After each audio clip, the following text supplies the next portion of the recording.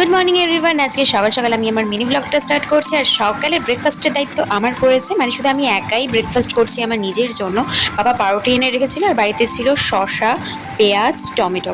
এটাকে ভালো করে কুচি কুচি করে কেটে একটা বাটির মধ্যে নুন গোলমরিচের গুঁড়ো দিয়ে খুব সুন্দর করে মিক্সড করে নিয়েছি। তোমাদের কাছে যদি ম্যাগি মশলা থাকে তাহলে তো কোনো কথাই নেই, তাই টেস্টটা আর একটু বেশি ভালো লাগবে। আর দিয়ে দিয়েছি সস। আর পাউরুটির মধ্যে এখানে দেখতেই পাচ্ছ ইনগ্রিডিয়েন্টসগুলোকে দিয়ে ফ্রাইং প্যানের মধ্যে তোমরা একটু বাটার দেবে আর তার মধ্যে একটু গোলমরিচের গুঁড়ো দিয়ে পাউরুটি দিয়ে সুন্দর করে এপিটোপিট করে উল্টিয়ে সার্ভ করে নাও একটা সুন্দর স্যান্ডউইচ।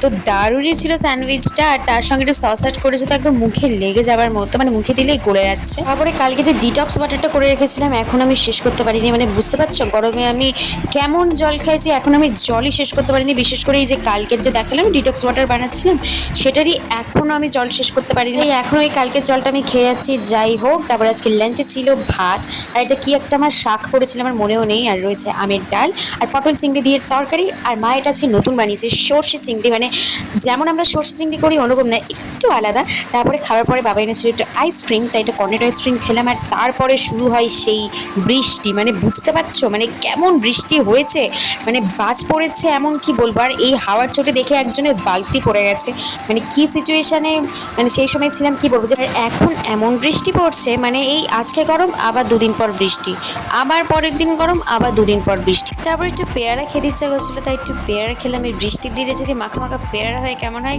আর তারপরে সন্ধ্যেবেলা গেছিলাম পড়তে। দেখতেই পাচ্ছ আমাদের রাস্তার অবস্থা এতটাই সুন্দর যে একবারে বাঁধিয়ে রাখার মতো। তার জন্য আমার ঘরে সাইকেল থাকা সত্ত্বেও এই রাস্তার খারাপের কারণে আমি সাইকেল বেরি করতে পারি না।